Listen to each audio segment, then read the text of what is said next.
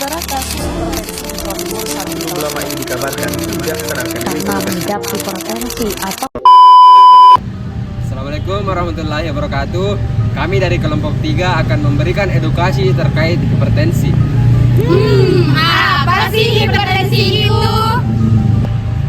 Nah, seseorang dikatakan mengalami hipertensi apabila tekanan darahnya berada di atas 140/90 mmHg. Artinya, tekanan sistolik lebih dari 140 dan tekanan diastolik lebih dari 90 saat diukur dengan alat tensimeter. Jenis-jenis hipertensi yang pertama adalah hipertensi primer. Hipertensi primer adalah jenis hipertensi yang paling umum terjadi dan penyebabnya tidak dapat diketahui secara pasti karena faktor-faktor yang mempengaruhi hipertensi primer adalah seperti faktor genetik, gaya hidup, obesitas, pola makan yang tidak seimbang, stres, dan juga mengonsumsi alkohol. Yang kedua ada hipertensi sekunder, dan di mana hipertensi sekunder adalah hipertensi yang disebabkan oleh kondisi medis atau obat-obatan tertentu yang artinya penyebabnya diketahui dan dapat diidentifikasi. Adapun contoh penyebabnya yaitu seperti penyakit ginjal, seperti gagal ginjal kronis, penyakit tiroid, penyakit adrenal, serta mengonsumsi obat-obatan tertentu, contohnya pil KB, dan bisa juga disebabkan oleh gangguan tidur dan penyakit pembuluh darah. Hipertensi biasa disebut dengan silent killer. Disebut dengan silent killer karena jarang adanya gejala, tapi dia bisa merusak pada organ yang penting. Yang pertama, pada jantung. Jika darah tinggi, jantung akan kerja keras terus-menerus. Lama-kelamaan bisa membengkak, capek, dan bahkan berhenti mendadak. Dan yang kedua, pada otak.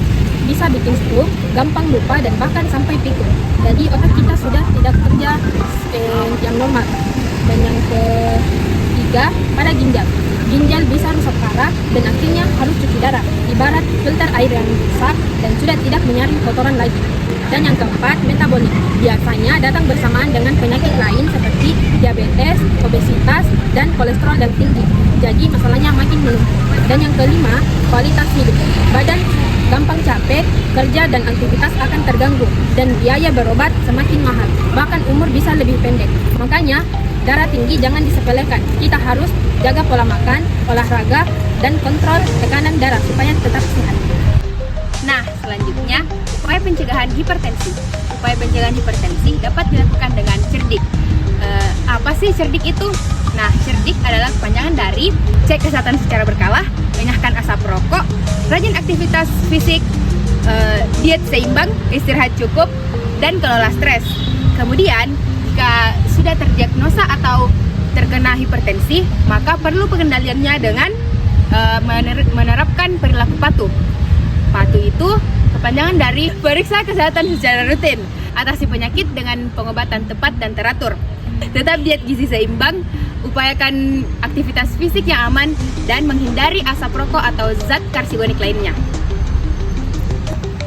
Nah, berdasarkan pencegahan dan penanggulangan tersebut, dalam perspektif keislaman, integrasi nilai spiritual dan ajaran Islam sangat relevan untuk pencegahan dan pengelolaan hipertensi, khususnya melalui anjuran konsumsi makanan yang halal dan thayyib. Hal tersebut tercermin dalam surah Al-Baqarah ayat 168 yang artinya, wahai manusia, makanlah dari makanan yang halal dan thayyib yang terdapat di bumi, dan janganlah kamu mengikuti langkah-langkah setan. Sungguh setan itu musuh yang nyata bagimu. Ayat tersebut menegaskan bahwa pentingnya memilih makanan yang tidak hanya halal secara syariat, tetapi juga baik dari segi kualitas dan manfaat bagi kesehatan. Dalam konteks hipertensi, makan makanan thayyib berarti menghindari makanan yang dapat memperburuk kondisi kesehatan, seperti makanan olahan yang tinggi garam, lemak tidak sehat, dan bahan kimia yang berbahaya bisa menjadi penyebab atau pemicu hipertensi. Itulah tadi edukasi terkait hipertensi dari kelompok kami. Kurang dan lebihnya mohon dimaafkan. Assalamualaikum warahmatullahi wabarakatuh.